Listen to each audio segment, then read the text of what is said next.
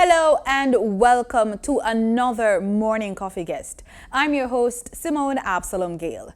Do you know what an antiquarian is? Morning Coffee Guest takes you on a journey through our past as we introduce you to Unicy McNamee. Stay with us. We'll be right back.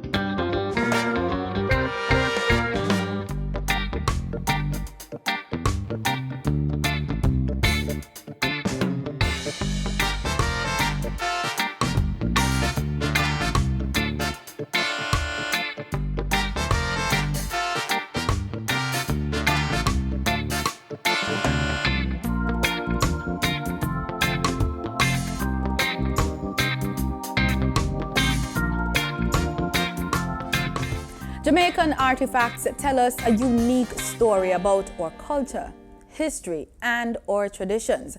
From our home sweet home lamps to coconut brushes, Jamaicans can get a glimpse into what life was like way back when. Let's meet a woman who has dedicated herself to collecting and sharing our history through these artifacts. Miss Unicy McNamee, welcome to the program. Thank you, thank you, thank you. So who is Unicy? I am from Porus, Manchester. I was born there in a little district called Clarkstown. And I went to school there. I was grown up by my great-grandmother. Her name was Anita Brown, and my mother, Vita Hendricks. My childhood days was very good. We didn't know that we were poor at that time, but we grew up in a community where everyone looked after each other. So there's a bond between everybody in the community. So how did you leave there and get into Kingston? Okay, when I was about 17, I left Manchester and I went to live in St. Anne Bamboo because my grandmother was living there at the time. And when I was about in my early 20s, I left Bamboo, St. Anne, and I went to live in Portmore. Okay, so I read that you went to Teachers College. Yes, I went to Shorter Teachers College. I think it was 2008 to 9, but I took sick. So I didn't finish my 4 years studies because I had shingles. Why did you decide to go into teaching? I have a passion for teaching because when I was about 7, 8 years old, what I would do, because we have a lot of coffee in Porus at that time with my great-grandmother and my mother, so I would go into the coffee walk and I would take like a piece of chalk or board or whatever, and I would talk to the trees like I'm having a classroom settings. So that is where I started because I have a passion for teaching, just like I have a passion for culture. Speaking of culture, how did you get into the idea of collecting artifacts? Okay, at church we had a singles group, Shining Star. So we decided to have this old-time thing come back again. And so when I observed the settings and the amount of people were in the set was there, and I decided, at school I could start something like this. And so I got the vision to say, let me start at school. So I went out and I started to collect things. I went back to Porus, St. Anne, and even at church, I got those things there. And I started, when you have like Jamaica Day, Heritage in October, I would display my things. I would get guest speakers. I would invite other schools. And so that is where I started from. So I noticed you said at school, but you said you didn't finish Teachers College. You still went into the classroom? Your passion was great? No, because I was teaching and going to college at the same time. Oh, so I was teaching, studying at the same time. Okay. So how did you originally get into the whole teaching thing? Because I'm seeing a link, your passion for teaching and for teaching us about Jamaican culture. So how did you get into the classroom at first? I was in the classroom, and then I was in the classroom. So you were in the classroom from St. Anne, or was it? No, from Portmore. Okay, you went when you got into Portmore, and then you went to college, but then you had to stop because of shingles. Right. Okay, but then you still continued to teach? Yes. Wow. I still continue to teach. And that is where now the passion for the culture came in with me. What we did at church, and I said, I need to start something like this at school. So where's the motivation from, though? Is it because you're a Jamaican, or is it because of where you're from?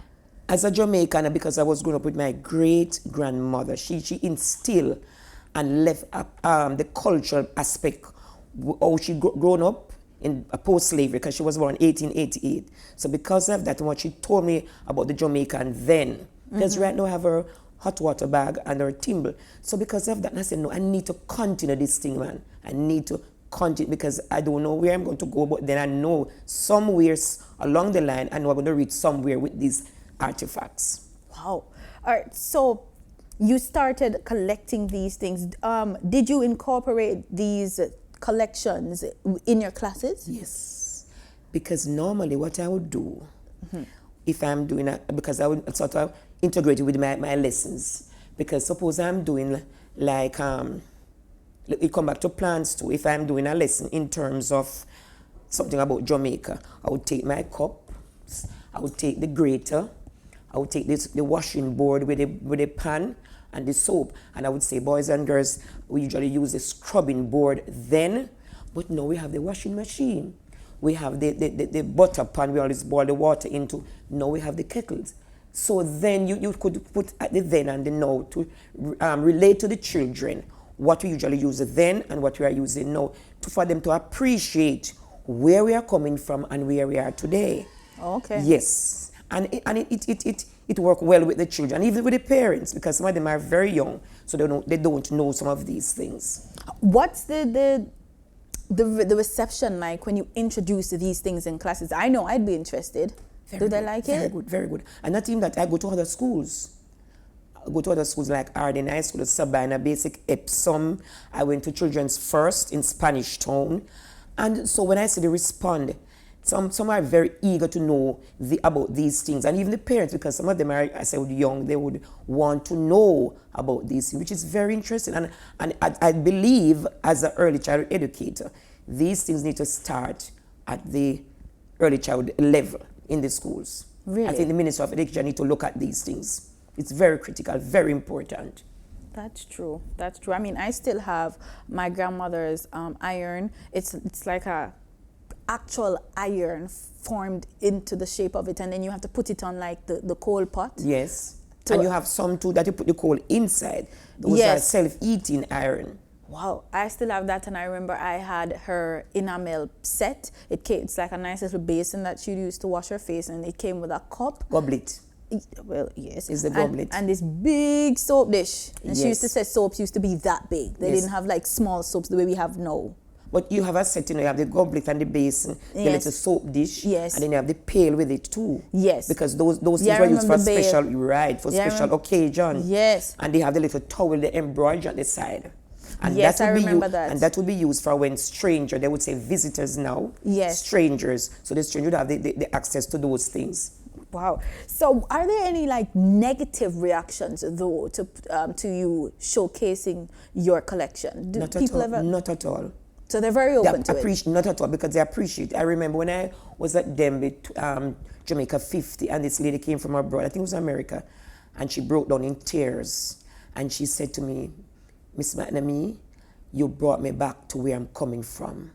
And I really appreciate it. And as a matter of fact, she took out some US and gave it to me. So because of what I see here today, what I saw here today, then it really makes a difference in my life to where I am to now.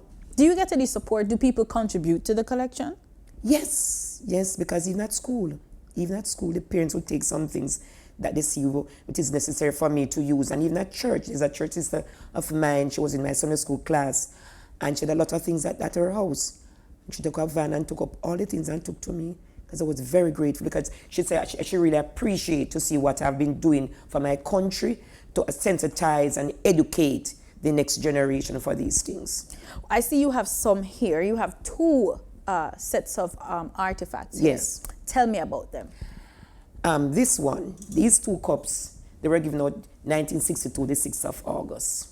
And this small one was for the children. When I got one like this when I was 6 years old. And this would be for the children. And then these for the adults. Oh, may Yes. I see one?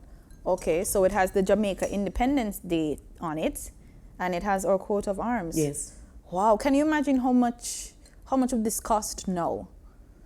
I mean, we're well, celebrating 60 years, so this cup is 60 years old. Yes, and at that time it was pound, shilling, and pence. And now it's dollars. Pound, shilling, and pence. Pound, shilling, and pence. I'm sorry, I don't know. Yeah, pound, it was the penny, the choppers, and the farden, and those things. Pound, shilling, and pence. But I couldn't tell you the value for it now. Yes. In dollars. I would imagine it would cost a pretty penny. Do you remember that time period? What happened during that time period? Where were you when independence was being celebrated? I was at a school named Baptist School, because they would say it would be basic school now.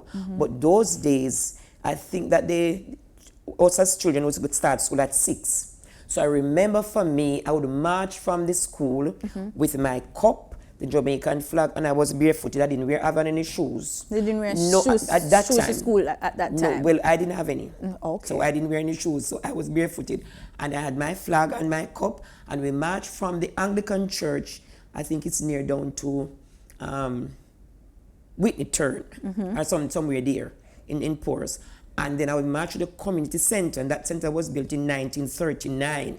So we marched there, and when we went there, it was a lot of junk, and a lot of music, and I think Miss Lou was there, I'm not certain, but it was Well, she fun. used to travel around yes, back then. She used right, to travel around. and a lot of junk, Miss Louise Bennett, and a lot of flag waving. It was fun, and the place was decorated with the black, green, and gold, and the street was whitewashed, the stones. It was lovely, as I remember, because I was 6 years old at that time. But it was fun. It was exciting time, and to know we are coming from the colonial system to independence, and I think they gravitate to it because it was something new. It was really, really fascinating. And Clarkstown is one of those communities. It's an old community. Yes, district. It was a district in Porus. Yes.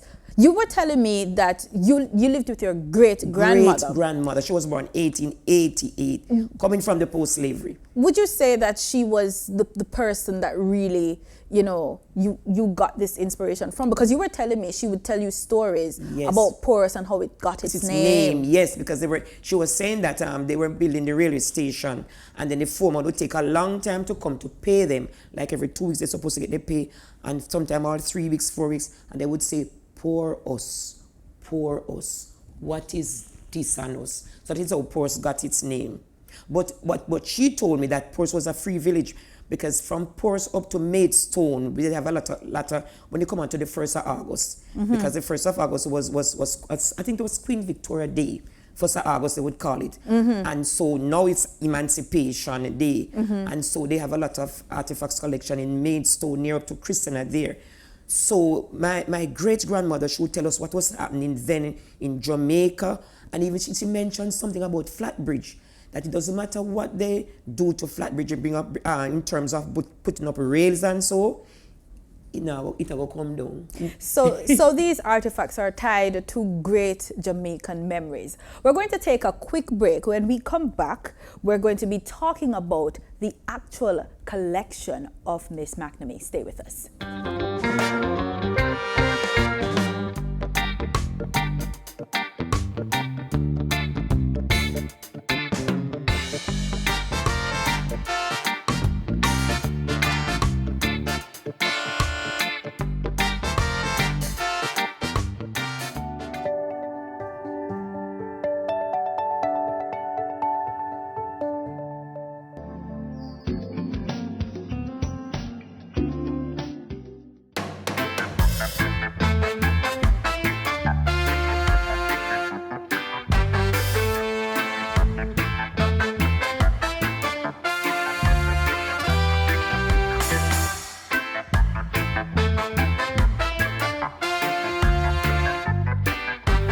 Welcome back to the program. How many of you have ever seen a 3-foot pot or drank out of an enamel mug?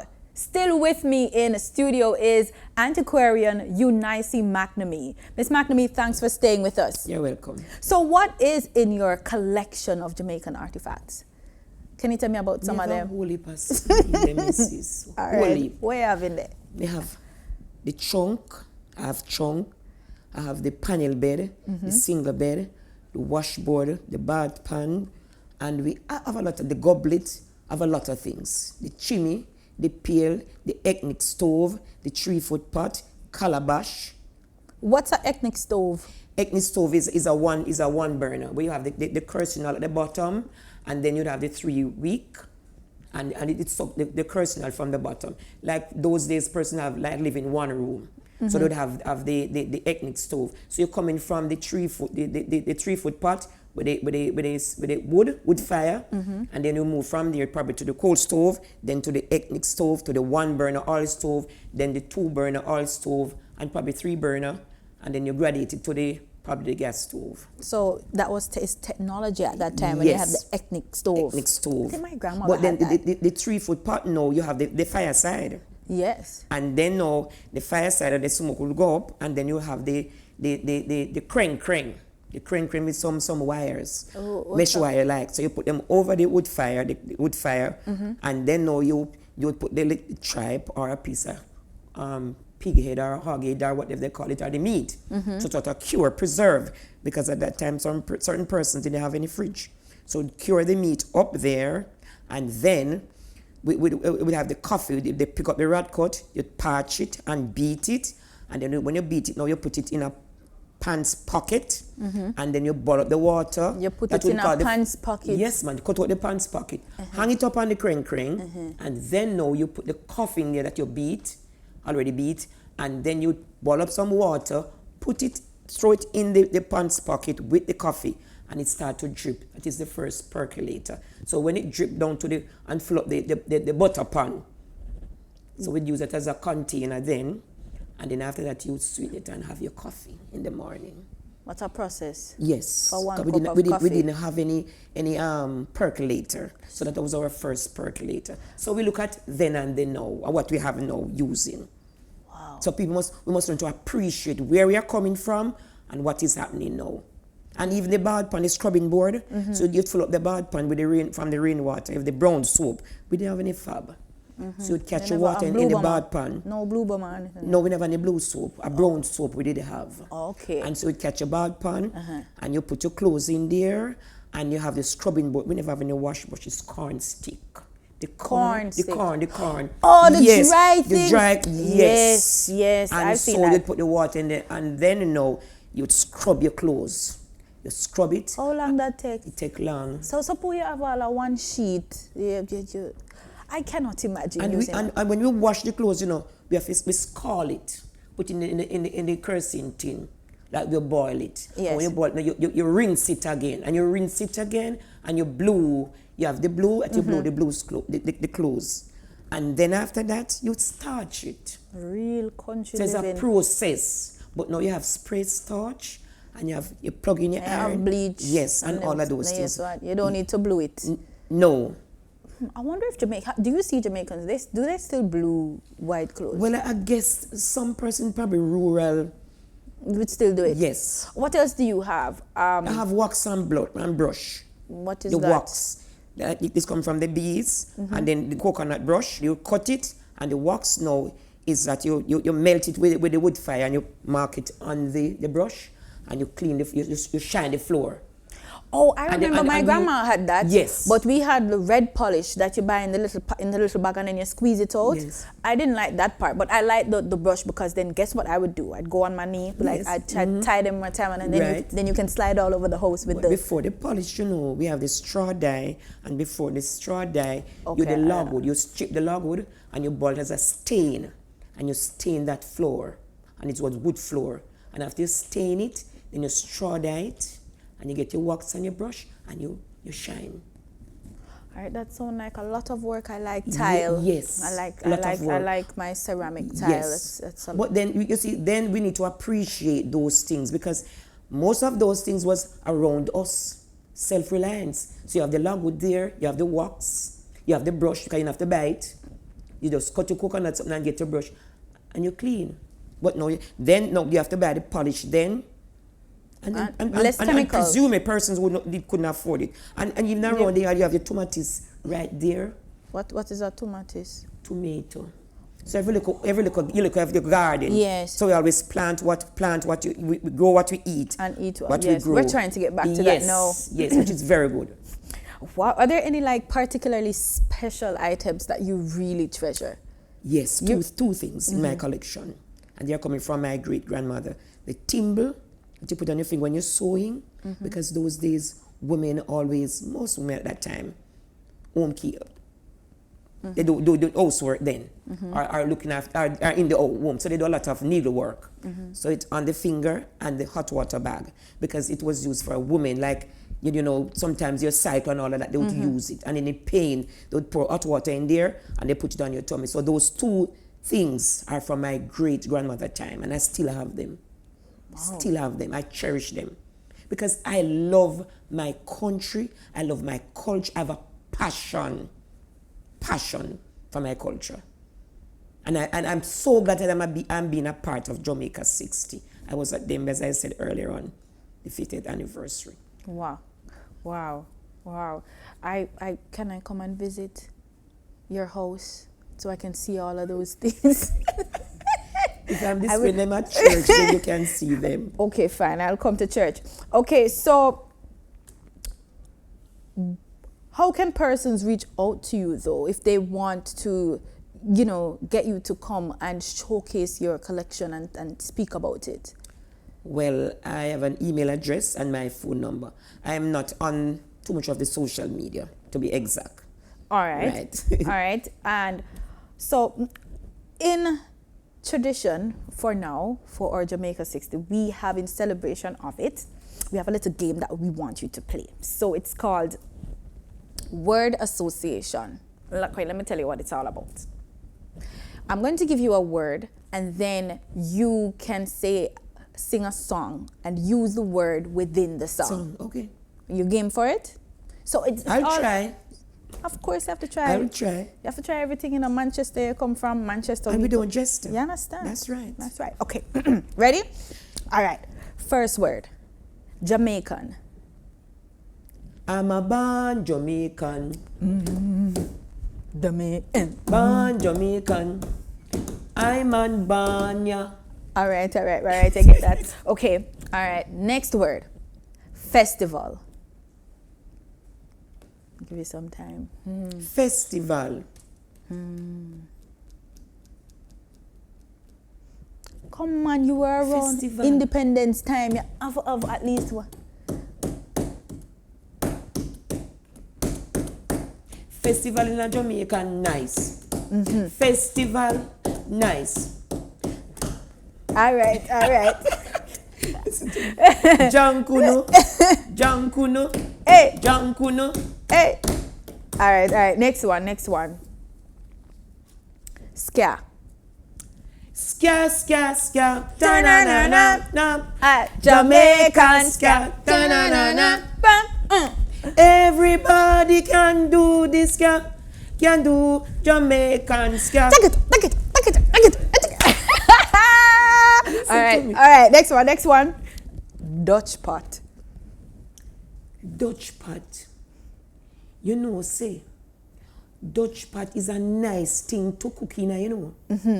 It make the food taste good, especially when you put it on the wood fire. All right. All right. Next one. Aki. Me aki. Can me aki go a Linstead market? Not a quatty what sell. What is quatty what though? What is a money? Oh. Quatty is penny. Penny and shilling. I wasn't around. I don't know. I think me having a me bag, I'm not so certain. All but right. Quatty, yes. Next. Quatty. Okay. All right.